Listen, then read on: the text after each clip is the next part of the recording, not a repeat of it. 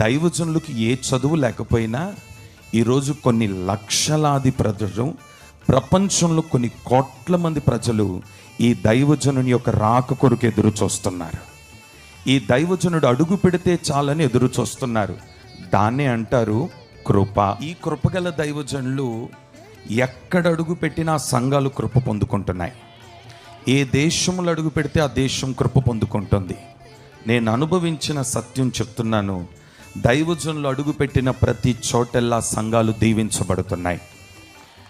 వారు వాక్యం చెప్పుతుండగానే వారి నోట నుండి విడుదలవుతున్న కొన్ని ప్రవచన వాక్కులు ఆ పరిచర్యల మీద దేవుడు నెరవేరుస్తున్నాడు. అందులో నేను ఒక సాక్షినై ఉన్నాను. ఈరోజు ఈ మాటలు చెప్పడానికి ఇక్కడికి వచ్చున్నాను. ఇంకో మాటలో చెప్పాలంటే, ఎనలేని నన్ను గొప్ప చెయ్య మొదలు పెట్టున్నావనే వాక్కు దైవజనుల పట్ల నిశ్చయముగా ప్రభు నెరవేర్చున్నాడు.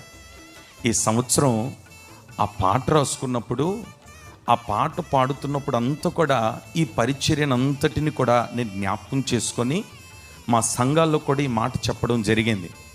దైవజనులైన మాథ్యూ సాయి గారు ప్రారంభ పరిచర్య, ఇప్పుడు వారు చేస్తున్న పరిచర్య వాస్తవం అండి. పేతురు భక్తుడు తాను ఏమీ చదవలేదు, తాను ఒక పామరుడు లేదా ఒక జాలరుడు.